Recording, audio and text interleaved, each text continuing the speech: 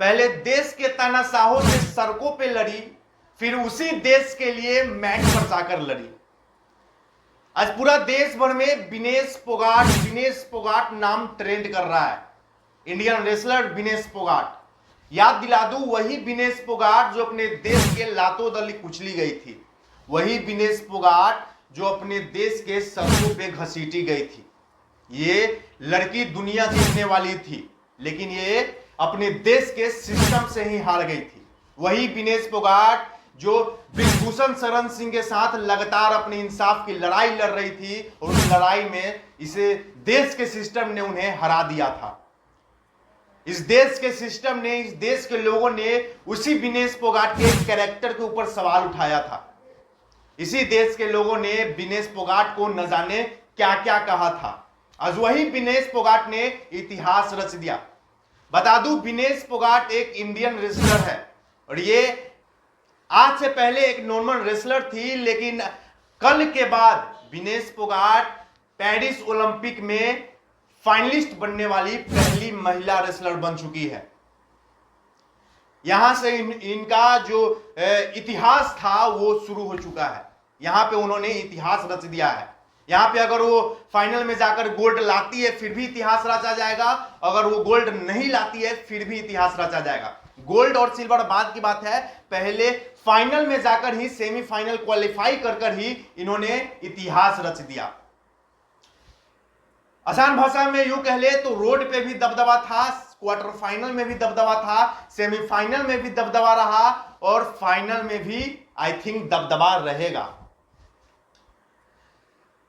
विनेश फोगाट ने सेमीफाइनल में 5-0 से जीत हासिल किया।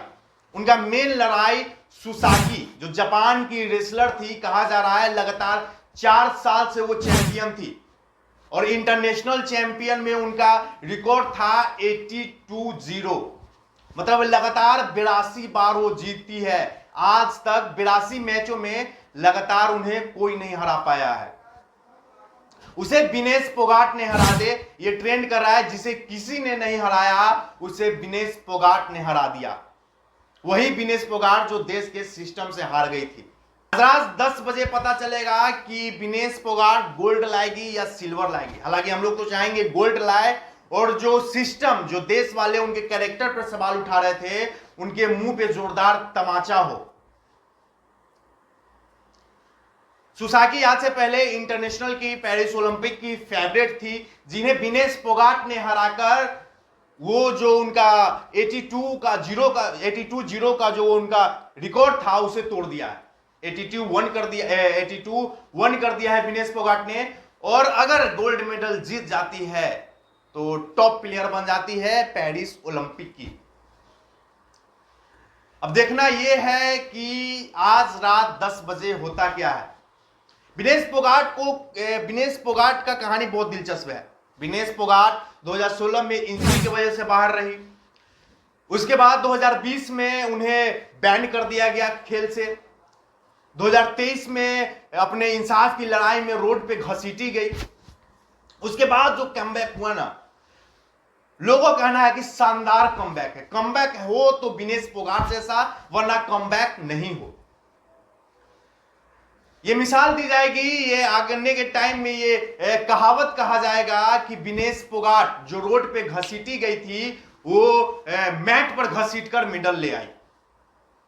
कमबैक का कहानी भी सुनाया जाएगा कि ऐसा ऐसा कमबैक था विनेश फोगाट का, देश के सिस्टम ने उसके साथ ऐसा किया, और आज देश के सिस्टम को उसने मेडल दिया। यहां से तो ये पता चलता है कि जज्बा है भाई, विनेश फोगाट का जो जज्बा है वो सारे रेसलर से अलग है। इससे पहले ना कोई रेसलर सेमीफाइनल क्वालिफाई कर पाया था, और ना ही कोई फाइनल में पहुंच पाया था। इतना तो है कि मेडल, सिल्वर मेडल सेमीफाइनल जीतने के बाद सिल्वर मेडल सिक्योर हो चुका है भारत के लिए पेरिस ओलंपिक में, और आज रात 10 बजे गोल्ड मेडल के लिए पूरा देश आंखें लगाए बैठा है। आज से पहले कोई नहीं सोचता था कि इंडिया का कोई प्लेयर उसे हरा देगा जो आज तक 82 बार लगातार जीतती आई है, जो इंटरनेशनल की फेवरेट है, उसे हराकर सिल्वर सिक्योर कर जाएगी और गोल्ड की तरफ चली जाएगी। लेकिन विनेश फोगाट ने कर दिया। बाकी देखना ये दिलचस्प रहेगा, ज्यादा देर नहीं है, आज रात 10 बजे ही ये देखना दिलचस्प रहेगा कि भारत को क्या मिलता है। पेरिस ओलंपिक रेसलिंग में गोल्ड मिलता है या फिर सिल्वर से ही संतुष्टि किया जाएगा। लेकिन जो भी मिले, इतिहास रचा गया है, विनेश फोगाट के द्वारा इतिहास रचा जा चुका है। तो आई विश विनेश फोगाट आप अच्छे से खेलो और गोल्ड लाओ, और उन सभी को जो आपके ऊपर सवाल उठा रहे थे, जो आपके कैरेक्टर के ऊपर सवाल उठा रहे थे, जो आपके खेल के ऊपर सवाल उठा रहे थे, उन्हें मेडल भी दो और जोरदार तमाचा भी दो।